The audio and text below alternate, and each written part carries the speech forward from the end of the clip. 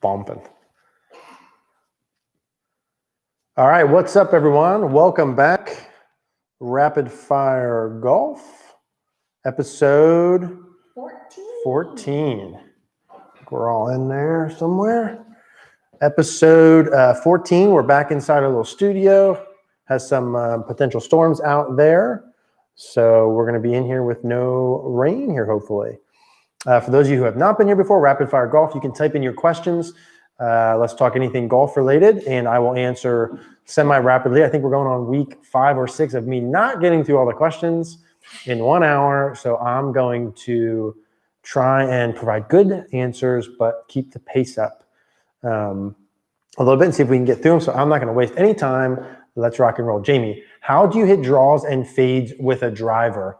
I think a couple things, Jamie. Number one, I would suggest most all of us here should hit one curve and one curve only with the driver. So I wouldn't be trying to fade it and draw it on multiple holes. I would try and own one curve and do grids where I pick the grids in the distance and I'm starting the ball on one side of the fairway, curving in one direction and missing one way. So that might happen just with a normal swing. If you know, in general, if I wanted to hit a curve, whether it be driver or iron, I would, let's say I've got my target in the distance, my flag here, like this. I'll go a little longer until there's more questions. Let's say my flag's here. I would have a secondary target, let's say 15 yards to the left with a driver. Let's say you got a 15, let's say a 20 yard to keep it simple, grid here. So I got my flag, I got my secondary target, which may be a tree 20 yards left. I would aim my club face halfway in between those two. So I've got the 20-yard target. I'd aim my club face 10 yards left, aim my feet 20 yards left. So double the amount, swing the club along my feet line for the fade. You might move the ball a little more forward. You might feel the club exiting more left. You might feel like the face is rotating less than normal. For the draw, I'd flip this. If I had a 20-yard grid to the right, I would aim my club face 10 yards to the right, so half the amount. Aim my feet 20 yards to the right, swing along my feet or outer line to create the curve. That's like if I was really doing stuff to create the curve. Some people just change ball position, some just change club face, etc. So either one of those would be how I would do the curves like that. But just own one ball pattern, start the same side of the target every time, curve the same way. Thanks for the tip last week on bringing your best to the course. You're very welcome. Been playing more, starting with putting, then chipping, then range. Yes, everyone here should be doing that practice style. If you go practice, putt first, chip second, hit balls third. So 1 hour at the range should be putting 15 minutes, chipping 15 minutes, range 30 minutes. And you should do all of the things that we have in the practice. So we did a putting masterclass, a chipping masterclass, and a range masterclass. The putting and chipping are up. You can get those separate or together on Podia, and the range one I think is up at the end of the month. But it's on CogornoGolf.com for those who want to go there. Robert, what's up? MPA with 2 months to go in the abbreviated golf season. What should we start to be taking note of in order to best use off season to prepare for full 2021? The first thing you should do, regardless of time frame, is find a good coach to work with. That could be me. That could be a coach that's local to you. That could be someone else online. Just someone you can send your swings in and talk with to identify swing priorities. It's essential that you find out, here's the 1 or 2 or 3 things I need to work on. Here's the drills to do. Here's how I know if I'm doing them correctly.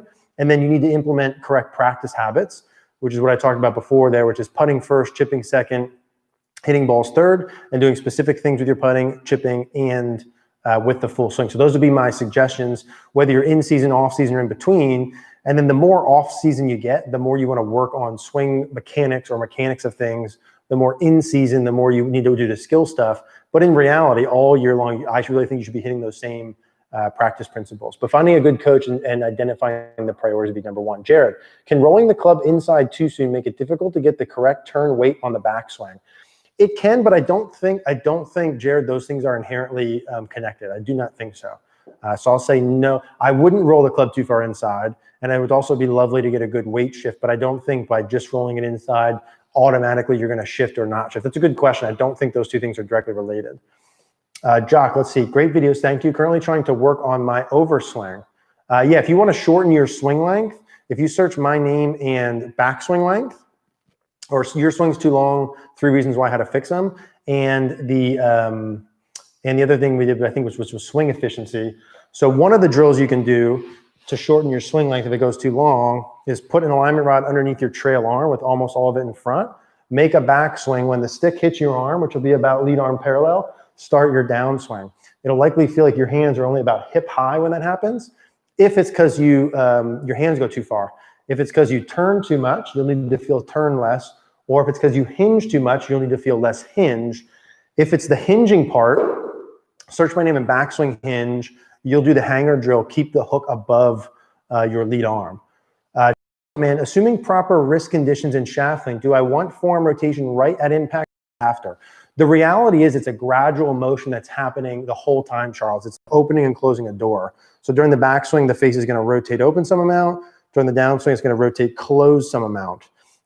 So it's not as though it's like you have no rotation, then you just added impact, or you have none, and it just happens after. It's gradually going to be happening the entire time. So assuming proper wrist conditions and shaft lean, do you want forearm rotation right at impact or right after? You're going to have forearm rotation the entire time.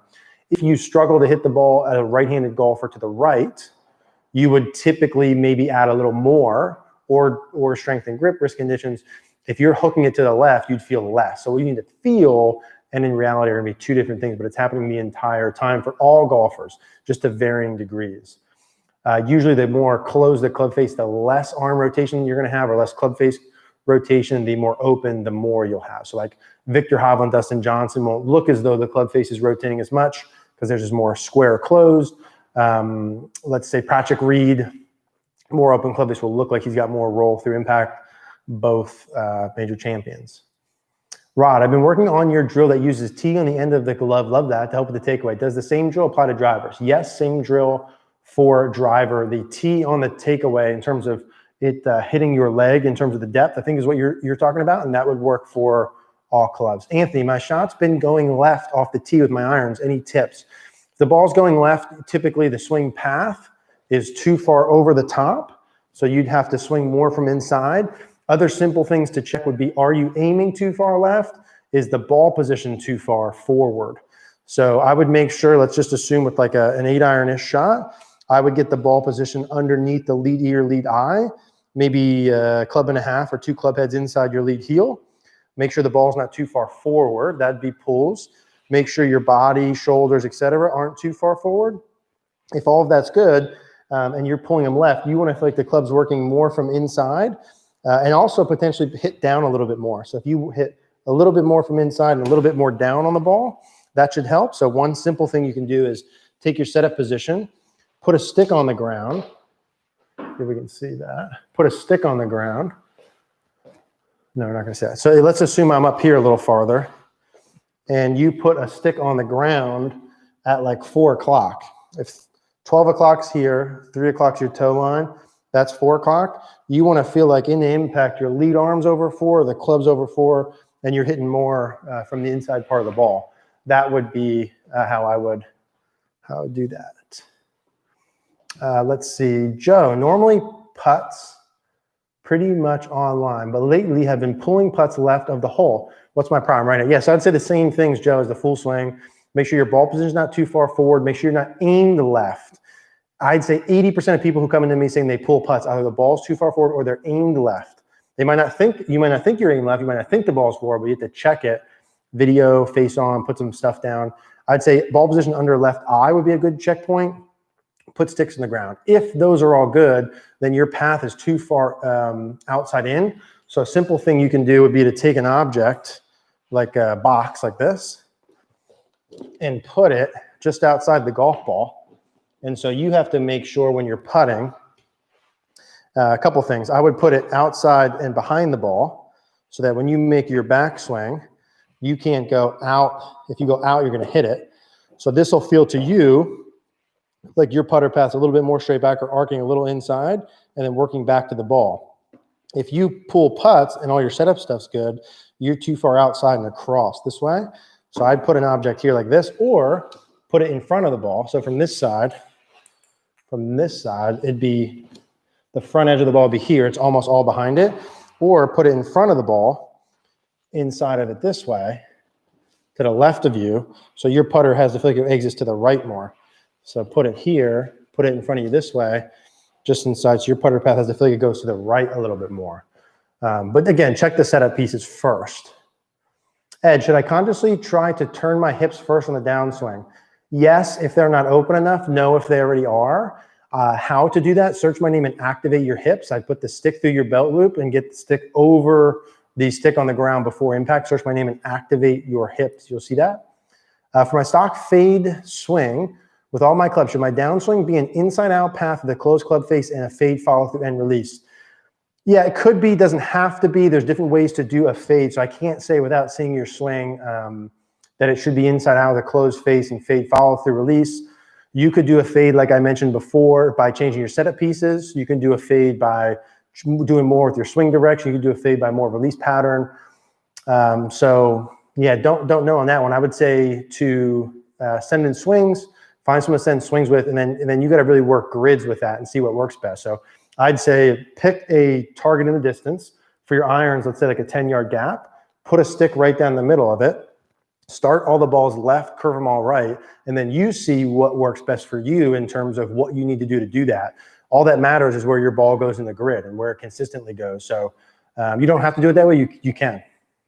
Richard, on putting, I have a slight arc, but should shoulders arc in sync with this or just rock up and down, straight down? Sometimes find putter pitches too much towards lead heel. Your shoulders should rock and turn, technically speaking, at the same time. So they don't just go like this.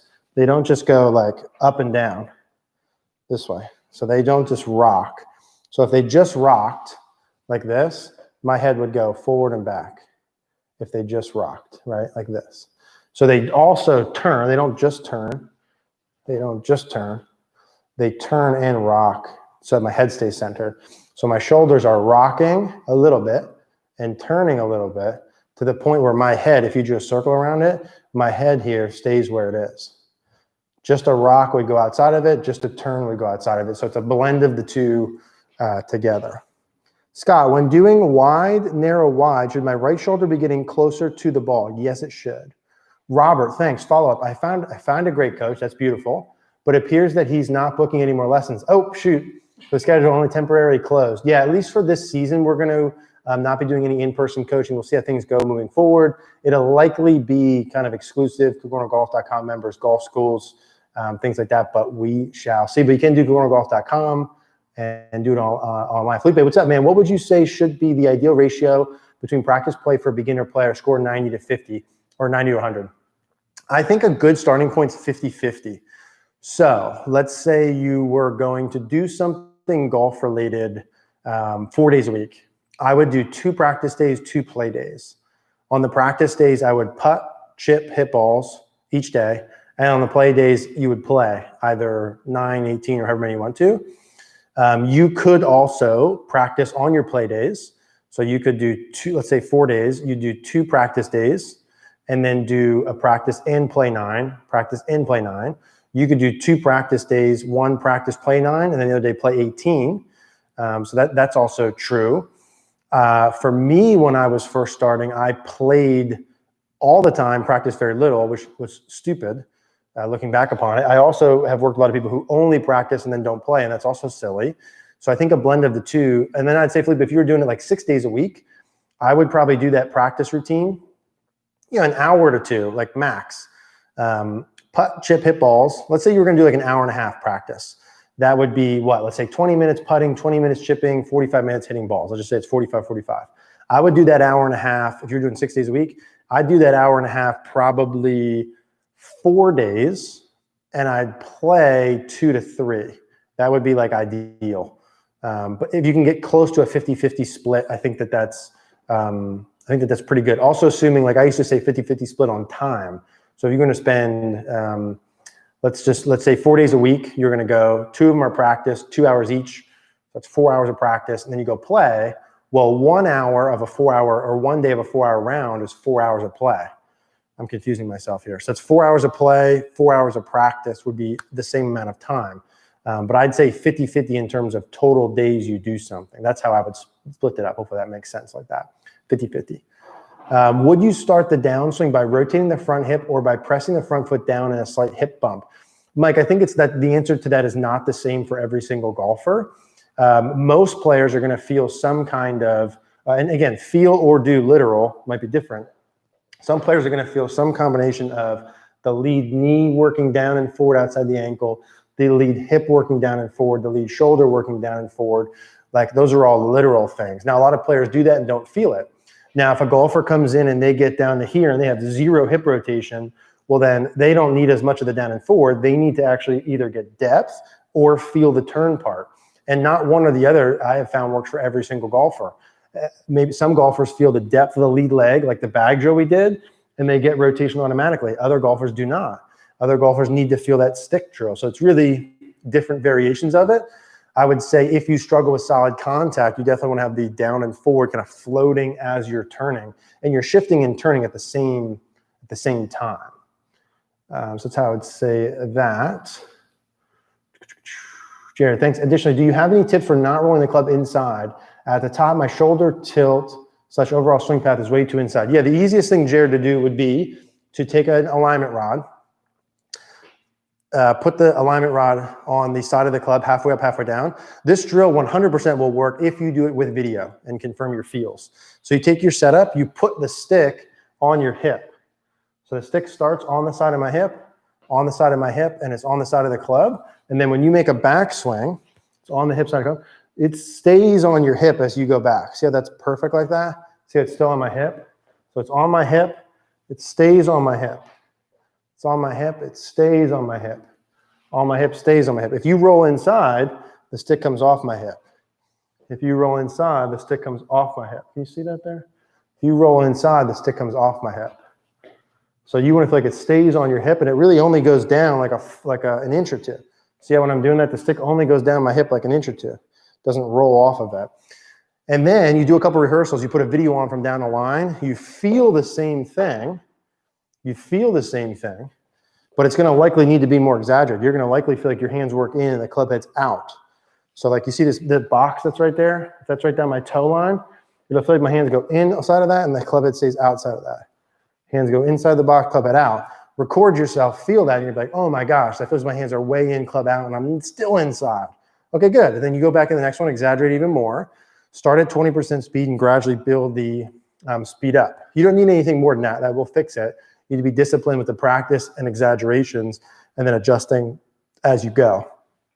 And then time. Like, Jared, I'd say figure you're going to do that drill for the next 6 months, 2 to 3 days a week until you own it. And then if it only takes you 3, you're pumped, right? But if you look at it like it's going to take me 2 practice sessions, that's not happening. How to be a great green reader. Practice time on a green.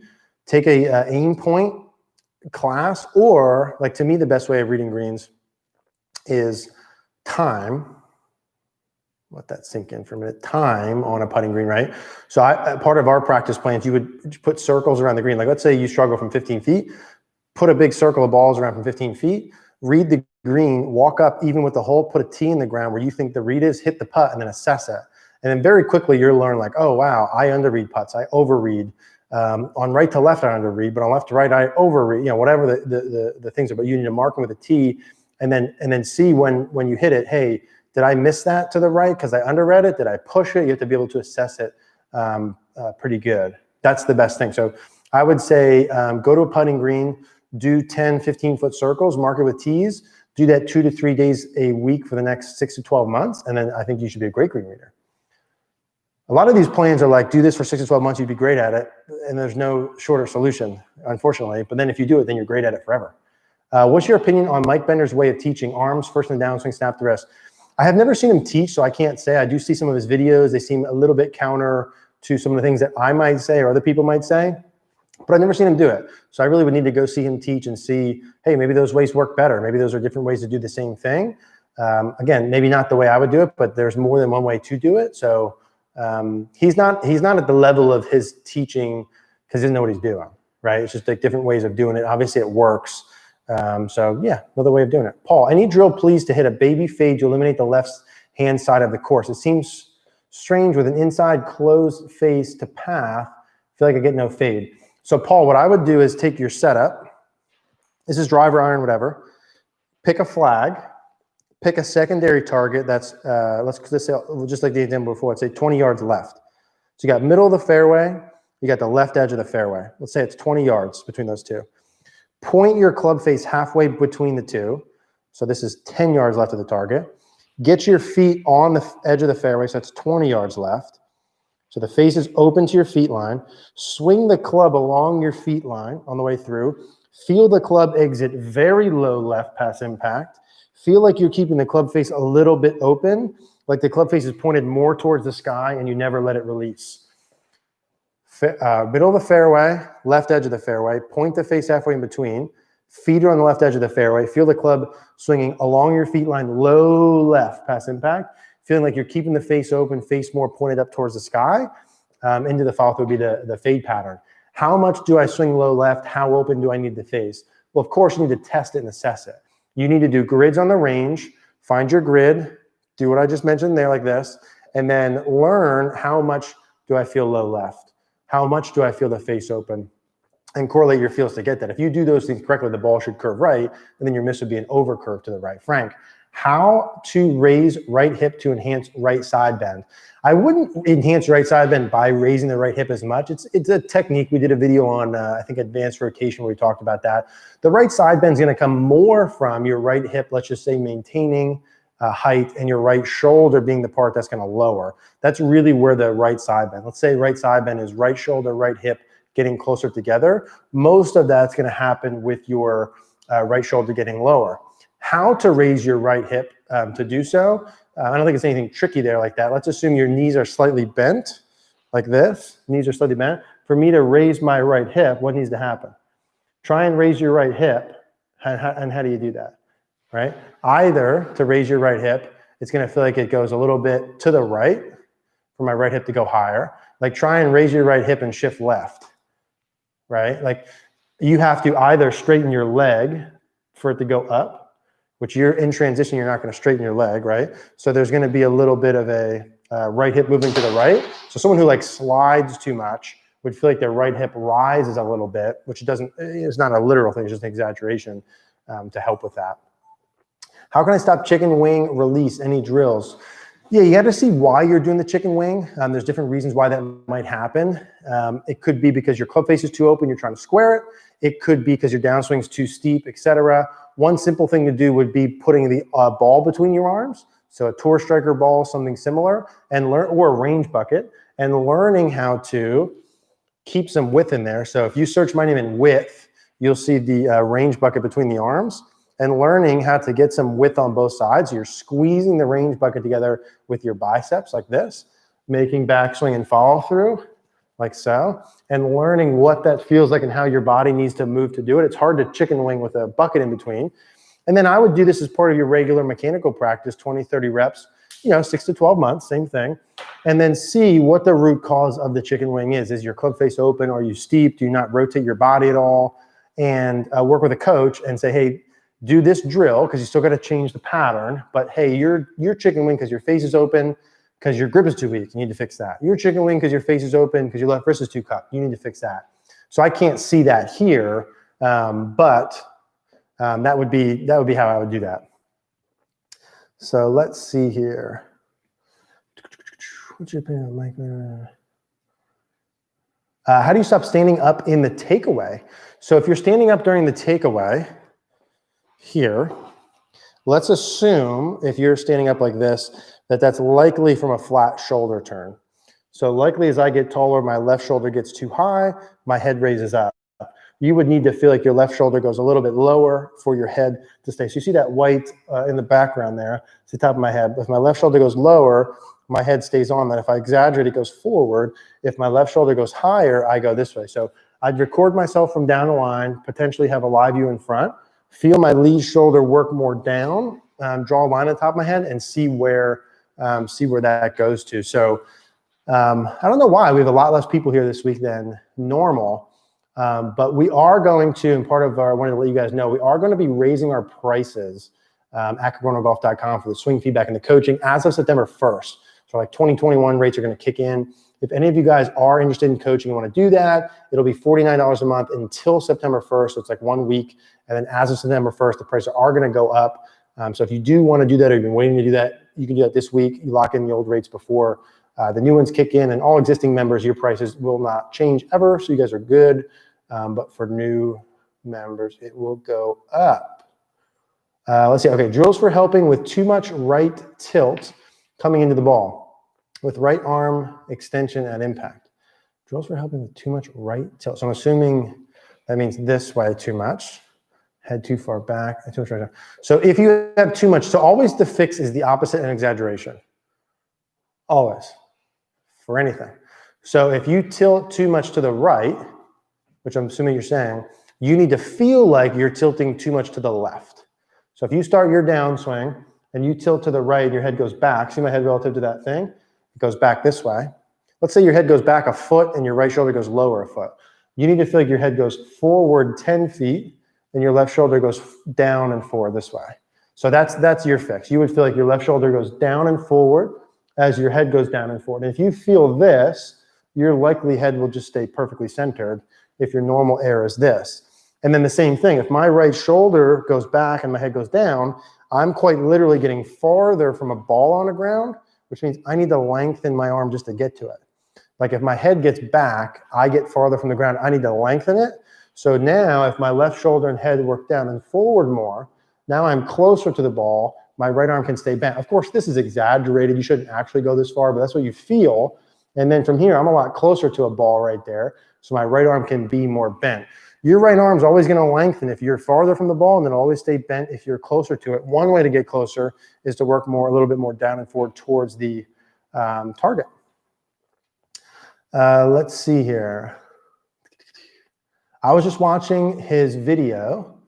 Look for golf, get rid of your chicken wing instantly. Yeah, another chicken wing piece, and the thing we did that video, Felipe, on was really to hit home the point of a lot of people chicken wing because the club face is too open. So I'm expressing, hey, if you add a little lead arm supination, more back to the left hand towards the ground, get the club face kind of turning too much towards the ground, then from here as I do that, there's no need to chicken wing. And it's a lot easier to have that follow-through piece. So adding lead arm supination is also another solution to fixing that. Probably do that video slightly different today if we redid it, but the same basic principle holds true. Nick, reasons for wanting to aim slightly left at address. More so with longer clubs, I have developed a closed stance, and I think it's promoting a pull. So Nick, I don't think you should inherently aim left, right, or straight. So I don't think like every person would be better aiming left, or any person would be better aiming right or square. I think there's different ways to do it depending upon what kind of ball flight pattern you want, where's your ball position, what's your normal face to path relationship, how much curve do you want or not want, what do you want your miss to look like. So I don't have reasons to aim left at address. Other than if you're like, hey, I need to build in a fade with my driver, then I'd say, pick a target, pick a secondary target 20 yards to the left, aim your face right in between 10 yards to the left, aim your feet 20 yards to the left, swing along your feet line, exit low left, hold the face open until you fade. If it fades too much, find a middle ground. If it doesn't fade enough, exaggerate more. But yeah, I don't think you need to aim left. If you hit pulls, it could be, let's assume you're aimed to the right, you hit pulls. Your club face could be pointed left at setup, your ball position could be too far forward, or your swing direction is too far from outside in. If I needed to fix a swing direction, I would either do this station, the best drill I've ever seen, where the stick is in like this, and you need to swing underneath or inside of it. So one option would be here, and you need to swing underneath it. So you're aiming to the right here, and get the club head working more this way. And I'd have a stick on the ground, 12 o'clock, 3 o'clock, 4 o'clock, and I'd have my lead arm parallel to 4 o'clock, club parallel to 4 o'clock, and hitting the ball more from inside would be the drills I'd start with if I had a pull motion going. Advice on ball position when putting would be roughly underneath your left eye from face on, roughly underneath your left eye. Assume, this is just a general assumption, assuming that your ball's underneath your left eye and your putter takes a normal arc, you want to hit the ball on a very slight upward angle. And so you want to have it just forward of the bottom of your arc. Ball position just forward of the bottom of your arc to hit slightly up on it, to have a good roll on. So usually left ear, you know, let's just assume sternum's roughly where my low point's going to be. If I were to swing a neutral putter, and then my left eye would be just forward of that. Let's see. Maybe there's like Super Bowl going on we don't know about. How do you have lower hands at impact? David, yeah, so it would start with, let's say you want lower hands at impact.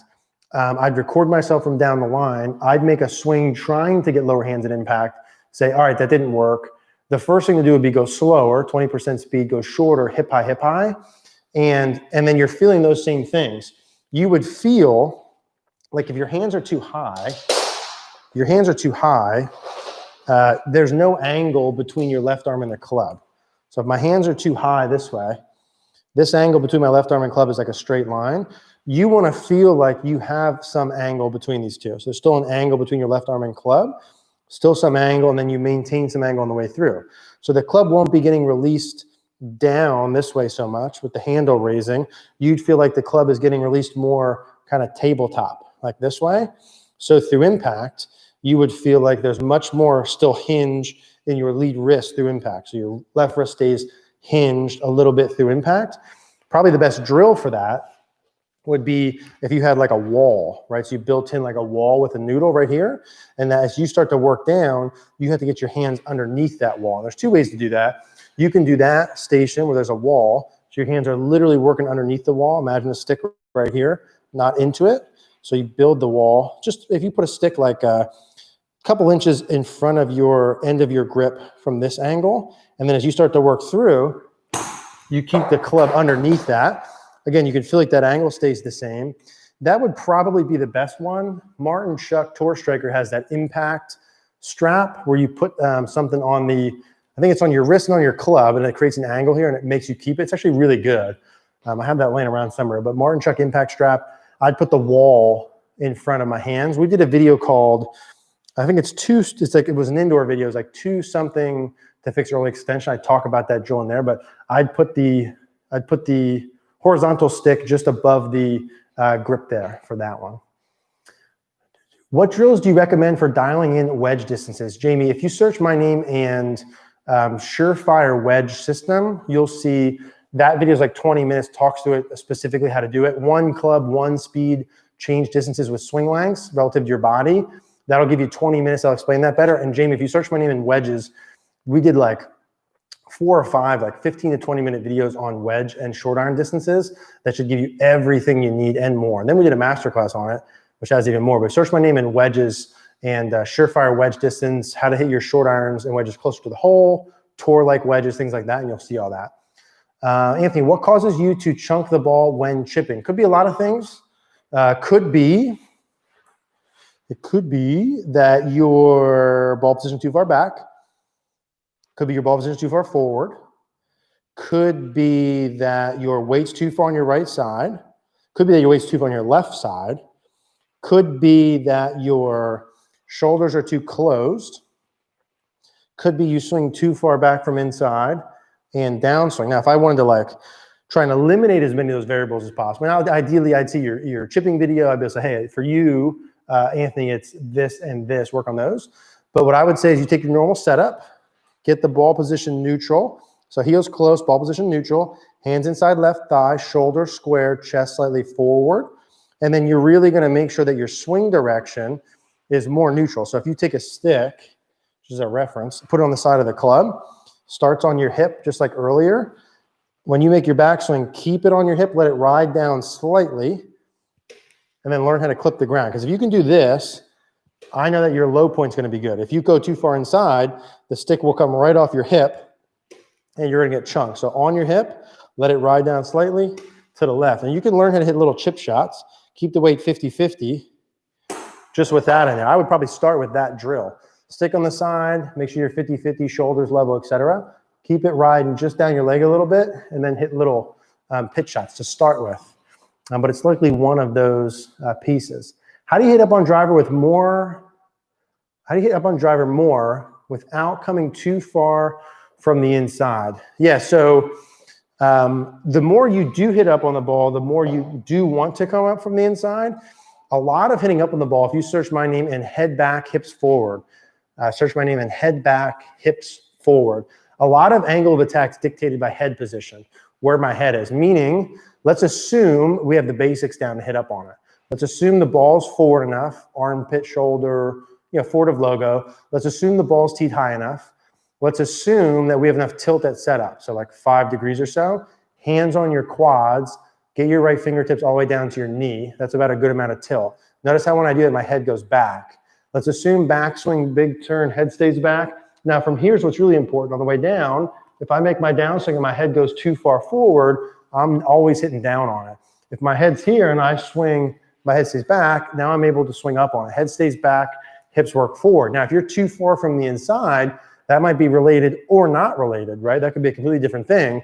So inherently, if you're too far inside and you're already hitting up on it, I would do some kind of path drill where I had an object inside between me and the golf ball that I had to swing. Again, these are generic drills. I'd have to see if this was, let's see. Yeah, there's the name was, but I'd have to see why this is happening. But let's just say generic drills wise, search my name and how to cure your hook. You'd put an object somewhere here. You'd keep the head tilted back, head back, and learn how to get the club in front of the stick. You could put an object in front to swing. So if you search my name and how to fix a hook, you'll see some of those. 45-degree drill to fix your push and hook, those sort of things. But I would say head being back, ball forward and teed up enough are like the number one things, head back, hips forward. And then anything you do to fix your path from being too far inside would be the same here. You got to make sure you have enough chest and shoulder rotation. Do you have enough body rotation? Swinging the arms and hands more left and low pass impact. You can feel more alpha. There's a lot of ways to fix that. I have to really see why you would be doing that. Robert, thanks, man. Yeah, we're trying to get through them all. A lot less people than normal, not sure why. So it's a little bit less with the questions, which is easier for us. So, okay, video shows my left leg crumbling on the backswing. Should I focus on tensing my leg and trying to keep them stationary relative? Any good drills? I don't know, Jack, if you should, or Jock, if you should do that or not. We'd have to get clear on exactly what you mean by that, and or is that causing anything? Sometimes if your left leg bends too much and works in, a lot of times the issue would be that your upper body works, you got your head on a wall, upper body works down and forward. So if your left knee goes down and in too much, a lot of times your body goes down and forward. The issue with that a lot of times is then if I'm so far down and forward, I got nowhere to go but up. So then I don't rotate at all, swing direction, contact issues, etc. So should you fix that? I don't know. I'd have to see to say for sure. If you were going to fix it, yeah, always the fix is opposite and exaggerate. So whatever your issue is, feel the opposite and exaggerate. So if your issue is my left knee goes down and forward, well, the opposite of down and forward, which is bending, is up and back. So I keep my left knee up and back, which means I don't bend it at all. Left knee's down and forward is the issue. Opposite of down and forward, up and back. Don't bend it at all. I don't think you need to tense it up, but you feel like, hey, here's my kneecap over the balls of my feet. Let's say there's a wall here. I can't break the wall. So I got to keep my knee, or you can put an object like this, like a little noodle here, and keep your knee inside the noodle going back. So if you had, it'll feel like your legs are straighter. Imagine you had a wall like this, and you had to keep your knee inside of that. That can be a simple drill. If your knee's working too far towards your right leg, you'd want to feel like your knee's working down. So I feel like your knee is kind of just staying straight and your kneecap stays pointed over your left foot or left toes. Those would be some common simple things to start with. Kevin, what's up? My new golf pro told me I had too much body swing. He's got me using my arms and hands more, getting way better distance and better impact. What's your thoughts? Yeah, I love it. I mean, if you're hitting the ball a lot better, obviously there's something there to it. Should you feel more arms and more hands? No idea, right? Depends what you're currently doing. Some people need more arms and hands. Not everyone just needs more body. I think this general concept of I just want to use my body and not use my arms and hands at all and have perfect timing and never have to worry about timing and be so consistent every day. Well, that's never happening. You have to use your arms and hands. You got to use your body. If you've got too much body, you need more arms and hands. If you've got too much arms and hands, you need more body, right? It's just matching the things up. So Kevin, I think if you're hitting it much better, I think you said, way better distance and better impact. So like, case closed, love it. I need to see video. You need to see video on what does it mean. What does using my arms and hands mean? What are you actually doing when you're doing that? What were you doing before? And then like checking that compared to checkpoints. That's how I would work that, right? Not inherently, not everyone needs more arms and hands. Inherently, not everyone needs less. You got to check, what do I do compared to the checkpoints? And then how do I adjust from there? Richard, how do you change setup to hit irons out of heavy rough and reduce chance of club closing and hitting a smother hook? First things first, Richard, I'd say out of heavy rough for all of us is understand it will be a difficult shot. It will be hard. Don't expect a lot. It's okay if you hit shitty shots at a thick rough. It's like I always use this example. How do you hit a 2-iron off a downhill lie? Not well, you know, like it's just really hard. So out of rough, expectations low. You're not going to probably hit a ton of greens out of, especially if it's thick rough. I'd say really try and miss on the right side of the target. So if the pin's left, do everything you can to miss right. If the pin's right, do everything you can to miss left. If you can, expect less. When I get into thick stuff like that, if I can get the ball towards the front of the green somewhere on the right side, that's excellent. What would I do different? Assuming shitty lie, I would grip down on the club, stand closer to the ball, and get a little more vertical in my angle of attack. So let's say I have, I've got pitching wedge in my hand. Let's assume that I hit my 8-iron 160 yards. Let's say I have a shot. It's 160 yards to the pin. It's 145 to the front. It's 60 pin, 45 front. So it's like 175 back. Thick rough. I'm just trying to get the ball to the front of the green. I might take my 8-iron, which goes 160, but I'm only trying to get it 145 to the front. I'd get closer to the ball. I would grip down on the club. And when I hit the shot, I would feel like I'm hitting more down on the ball and adding some speed. So my normal swing would be like this. My rough swing would be like this. Grip down, ball might be slightly farther back. I'm closer to the ball. And I'm going to try and hit and add a lot of speed during my downswing through the ball. So closer to the ball, grip down, hit more down, expect little and speed. Richard, we know you like range buckets and sticks, but sounds like tour striker ball seems an all-around swing. Yeah, I think the tour striker ball is good. I don't think it's an end-all, be-all. Never yet have I seen a training that's an end-all, be-all. The closest thing to an end-all, be-all, honestly, is live view. So you can see yourself what you're actually doing and adjust it. But in terms of training aid, yeah, I think tour striker ball is great. Certainly when you keep your elbows closer together, it fixes a lot of issues. I mean, it's amazing when you put a tour striker ball or a bucket, you put a bucket between your arms, it's really hard to do a lot of the swing faults. So if I just had a bucket between, range bucket, and I squeeze it, so we're back to the range buckets, and I squeeze it together with my biceps, right, like this. I squeeze the bucket together. My elbows stay the same distance apart the whole swing. It's really easy to have a good takeaway.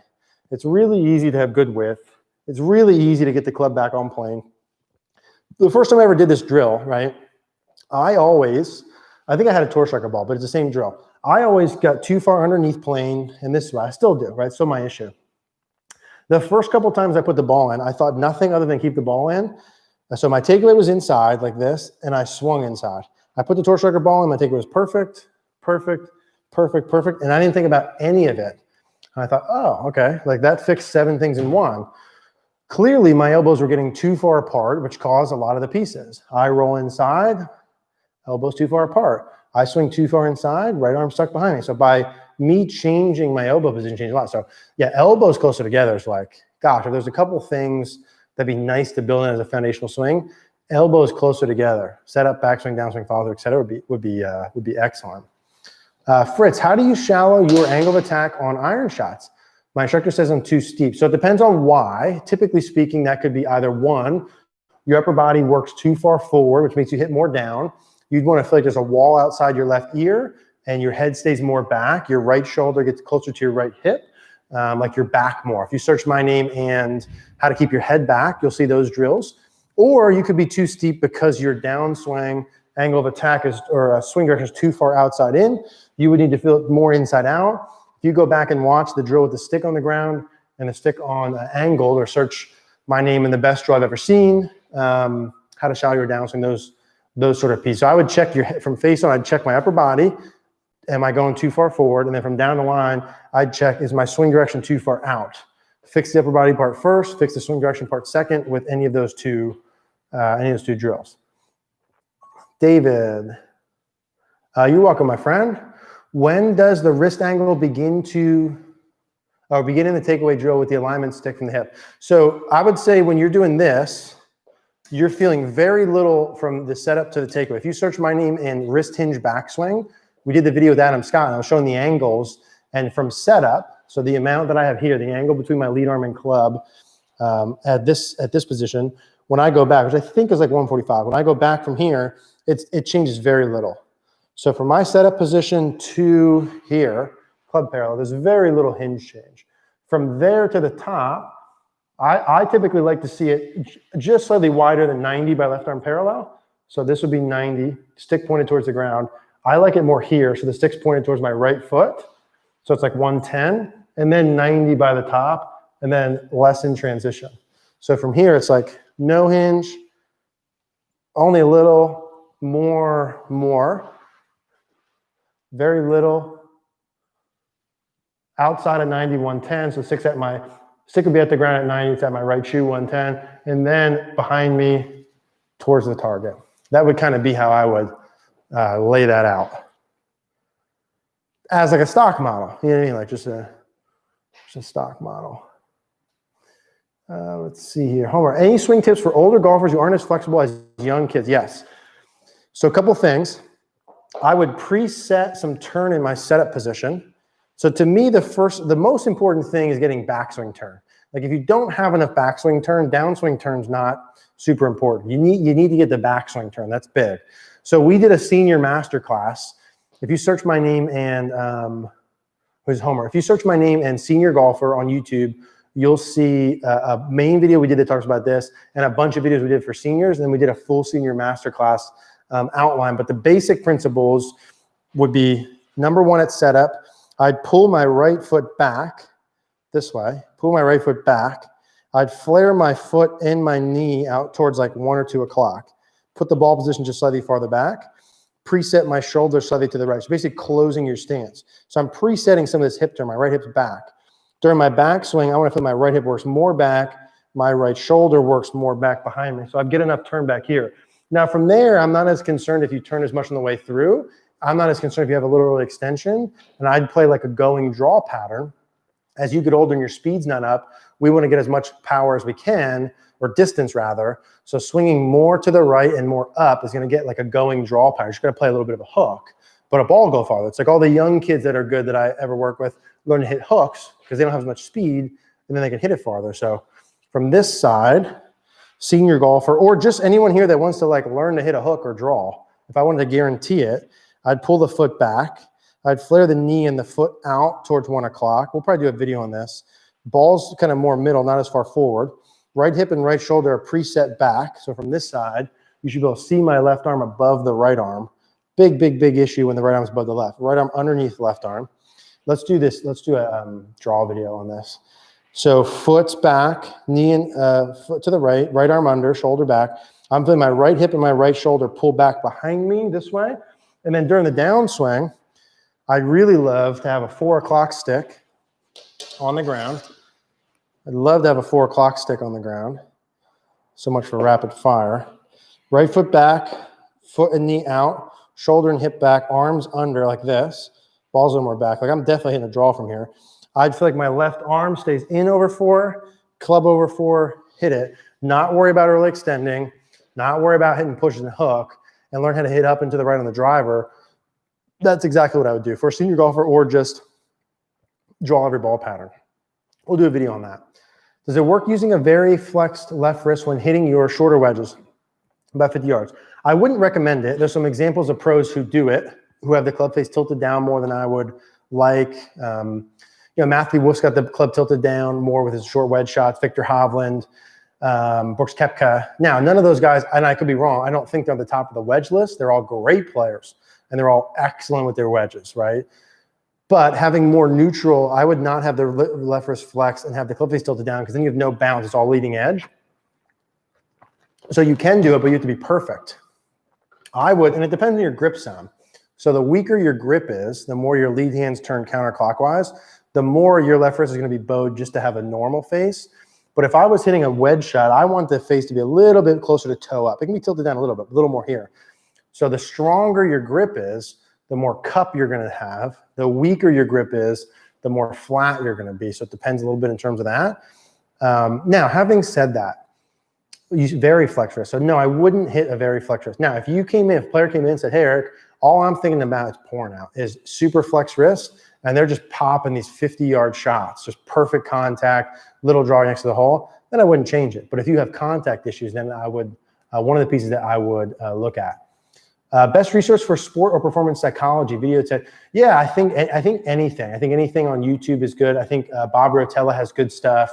There's a couple of golf psychologists that I've read that are good, but any kind of sport psychologist, psychology. I don't have any like specific people. I don't think on the top of my head. I think that Grit book that I read again recently, Duckworth. I think she's a professor. I think her last name that was excellent. Angela Duckworth, maybe. Grit was excellent. Bob Rotella's stuff is good. I like our buddy. It's terrible. I can't think of his name. I'll think of it. He was a pitcher at LSU. Brett McCabe is another guy that I think is really good. Let's see. It's so fun. Like I've read so many books on that, but I don't have names that are good on that. John, started keeping left arm connected at armpit and hit it better, but some right. I know this is not much to go by. Yeah, John, I would make sure that your grip is strong enough. Will be number one. So make sure that grip is strong enough. Make sure that during your wrist conditions are good enough. So your lead wrist is flat to bowed, not too cupped. So make sure that, because those are simple ones. Make sure your grip isn't too weak. Make sure the wrist conditions are neutral. That would be 1 and 2. Because normally if let's say you're keeping your lead arm tighter and it's going more right, but as soon as I let it go, it's going less right.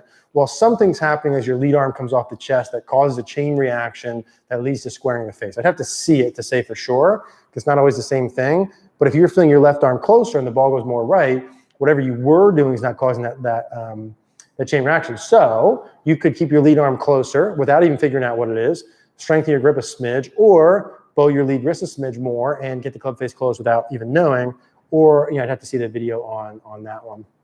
Richard, for standard bunker shot using sandwich with 12 degrees bounce, would you set up with leading edge to ball and bounce will work as intended, or do you lead to present bounce more to impact point? For standard bunker shot using sandwich with 12 degree bounce, would you set up with leading edge to ball and bounce will work as intended, or do you lead to present bounce more? I'm not sure that I understand exactly. Face. Yeah, I'm not sure exactly what you mean, Richard, but here's what I'd say I would do. I'll answer it this way. Well, two things. We have like 3 or 4 bunker videos on the site that will explain exactly what I would do for a stock model. So if we leave this uncertain or I don't answer it correctly, search my name in bunkers and you'll see all this. So what I would do as a stock model, if I have my bunker set up with the club face, would be take my normal setup. My club face leading edge would not be square. My club face would be open. The edge of the club, so if I kind of put it like this, if my leading edge of the club would be roughly on the same angle to where it would point towards my big toe of my left foot. So my angle of my club, this would be square. I would open it to the point where if I drew a line down the leading edge, it would go towards my left foot, my big toe of my left foot. That's about how open that I would hit a stock shot. My shaft would be pretty neutral. My hands would be a little bit lower. My knees would obviously be flexed. Have more weight forward. I'd be tilted left. My hands would be low. The shaft would be open like this, and then I'd be more like that. So from this angle, face open, big foot flare, knees out, forward, this way. So not this way, this way. And then club face is open, shaft is lower. I'm here with a good amount of hinge, left arm parallel-ish, letting the club head throw. I'm moving down and forward into my quad, letting the club head throw, kind of club face up towards the sky. So you search my name in bunkers, you'll see all that if that didn't answer that. How loose should your arms be on the downswing? Any tips on how to loosen up before teeing off? So I think how loose should your arms be on the downswing? That's a tough one because I don't think the answer is universal, and I think what one person feels as tense or loose, if someone else feels is different. Meaning, I've talked to players who feel their arms very tense, excellent players. Talked to players who feel very loose, excellent players. It's like anything else. It's like, hey, should I feel my backswing? Should I feel my arms go in or up? Well, it depends, right? Like, what are they currently doing? What do you need more of? So if you're currently like super duper tight and that's causing problems, then you might need to feel more looser. Not everyone. Some people maybe loosey-goosey too much, need more tension in terms of keeping the arm structure better. So yeah, I don't know how loose your arm should be. I don't think it's universal. It's a shitty answer, but I think that is the answer.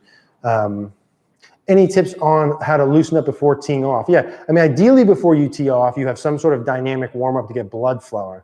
So like, not like static stretching, but dynamic stretching movement, get blood flowing. Ideally hitting balls. Like it'd be lovely if you can get some, hit some balls. It's not realistic for all of us.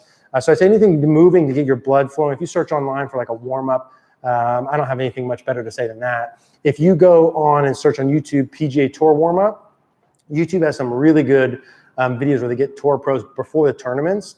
Now, again, we don't all have like an hour before we go play to do it, but that would be something that I would do. Get blood flowing, hit long putts on the putting green for speed control, hit some short putts to see it go in the hole. Ideally, hit some shots. If not, do a lot of swinging, do a lot of moving, loosening up, not static stuff. Not the best answers, Anthony, but that's what I got.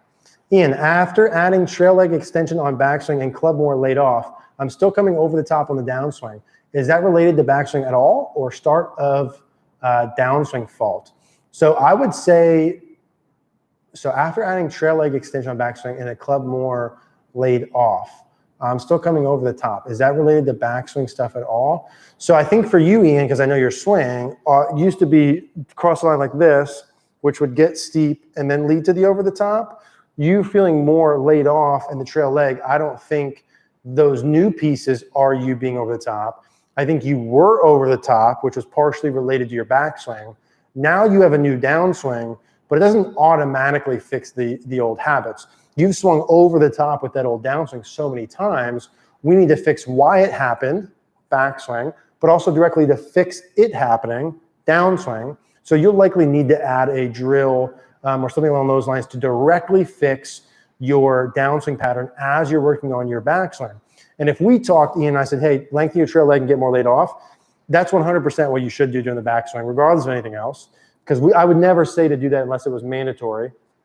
And then the downswing, you need to do something to get the downswing. So that might be, depends on why this is happening, lead arm being more in, club being more in. So these would be the drills earlier, Ian. Best drill I've ever seen with the stick through the bucket, the stick on the ground, keeping lead arm, bicep pressing to the chest, left arm's in, club's in, into the ball, etc. The short version is you need to do both. You need to improve the backswing and improve the downswing. You do both. Jock, thank you, sir. Appreciate it. Appreciate that. Thank you. Should the right forearm have zero tension and wrist bent back fully through impact? No, it shouldn't have zero tension. It should have tension. The right wrist should be bent back, yes. When I throw a bit, my forearm has some tension and it's active wrist release. Yeah, I think tension's going to happen. I think some tension's fine. If I take my wrist and I bend it back, you can see the muscles in my forearm, that's tension. If I throw it like this, there's less tension. If I'm neutral, there's no tension. As soon as I bend my wrist back, there's tension. So inherently, if we want the right wrist to be bent back, which all good players have at impact, there has to be some tension there. You can't bend your right wrist back and be loosey-goosey, not if you max it out, like doing a wrist curl, right? This way, this way. So I think like you're flexing a muscle. You're literally flexing your wrist, right, or forearm. So tension's okay. Right wrist should be bent back. My forearm, yeah. So I think that's all normal. Should you actively feel like you throw? I don't know. Not everyone should. Some people should. If you, I would say what I would check is at impact, or is my hand over my left leg? Do I have shaft lean? If I've got too much shaft lean, I'll throw more. If I have not enough, I'd feel like I throw less. Ian, what do you think is the most exciting thing coming in golf instruction? I think more online virtual coaching and the ability to really, really, really help people without ever seeing them in person and doing things virtually. There's some cool things, some people we're talking to and some other people doing stuff in terms of AI. 18 Birdies has that system out where it can kind of track your body emotions. Those are things we need to dig into a little bit more. Those aren't top of priority for us right now. But I think there's cool things like that that can come out that can systematize things a little bit better for all of us. I think there's always a need for an expert coach to take a look, maybe not to provide the feedback, but at least to look to clarify. You could have 10 golfers that come in that all push the ball to the right, and all 10 of them have one issue, which is an open club face, but all 10 of them get there different. Golfer 1 has a weak left-hand grip. Golfer 2 has a weak right-hand grip. Golfer 3 cups their lead wrist too much. Golfer 4 hinges their wrist too much. Golfer 5 doesn't have enough forearm rotation. Golfer 6, right? So that's tough to kind of get by. But I'm excited about what we're doing. I'm excited about the practice plans we just came out with. The putting, chipping, range masterclass plans are like over a decade of me working with players to find, and myself, what works best, what's universal here. Like, what are the things that everyone needs to do with putting, chipping, range, and then building in the habits of like putt first, chip second, hit balls third. So those things I think are exciting. I think for us adding on, we're gonna have a new coach starting September 1st. I think we have a great group of coaches and people at our CogornoGolf.com that I'm excited about. So I think that's cool. I think that there'll always be a place for in-person coaching for sure, but I think the ability to really help give quality feedback, right? Like we've only charged $49 this whole time. I charge $300 an hour for in-person. We charge $49 a month. Now that's going up to $69, but at $69 or $49 to me, to get our group of coaches who I think are world-class, everyone in there I personally take a lesson from, or I think is world-class, is awesome. So I think the quality of ability to get feedback, YouTube's a great start, but then to get personalized feedback for literally less than $100 a month and have a beautiful practice plan that would be pretty much the same as I would do in person, that's awesome. That wasn't available 5, 10, 15 years ago. So I think that that's super cool. So I'm just gonna roll through these and then we will call it a day here with our hour. What's the best exercise for beginners to stop hitting behind the ball? Manual, search my name and ball first, ground second. You're going to see me talk about the lead hip, lead shoulder working down and forward, getting your head, shoulder, hip working down and forward, and a progression drill that I would do with that. I'd say that would be the best place to start. Yeah, Richard, no worries, man. Jacob, how would you fix having an out to in putting stroke?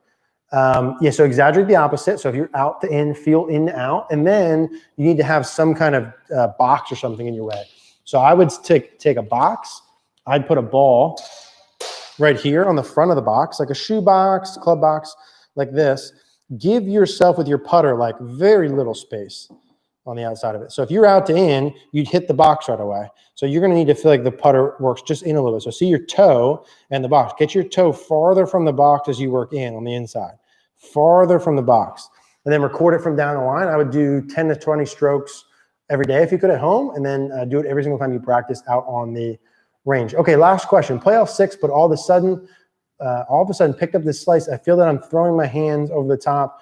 Any advice? Not really. I think I need to see why you do that. Obviously, if you pick up a slice, club face is now open for some reason, or you're hitting the ball drastically off the heel or off center contact. Got to find out why that is. I'd find a good coach to work with, record your swing. Maybe your grip changed. I mean, if it happened all of a sudden, there could just be too many variables. Ball position got too far forward. Your shoulders are too open. You're hitting it a little bit off the heel. If it wasn't a problem before, yeah, I would need to see that video there, unfortunately. So, all right, guys, we'll come back and do this again next week. Hopefully, we get our normal group size. Again, I'm going to kind of pump this week for you guys who want to get in there. You can come in whenever you want. If you want to do the prices higher, it's fine too. But our prices are going to go up September 1st. You're going to join $49. It's going up to $69. Same thing. You'd send me your swing. I, myself, and the coaches will give you a personalized practice plan to follow. It's not cookie cutter stuff. It's very for you. You'll literally see me and them in the videos talking to you and put together a plan. You get all the master classes, get all the practice stuff. Our range practice will come out the 31st. That'll be available. We'll bundle all the practice stuff too, so you get some discounts if you just want to do a one-time purchase. That we're really excited about too. I think those practice things are universally good for everyone and will be forever, just to keep upping the bar and making the rules harder. But you spend, let's say we're gonna do $99. You get the putting, chipping, and full swing. Literally, you could follow that plan. Everyone you know could follow that plan forever, and then you just adjust it. So I hope all is well. We'll see you guys next week. Thank you guys for coming and hanging out.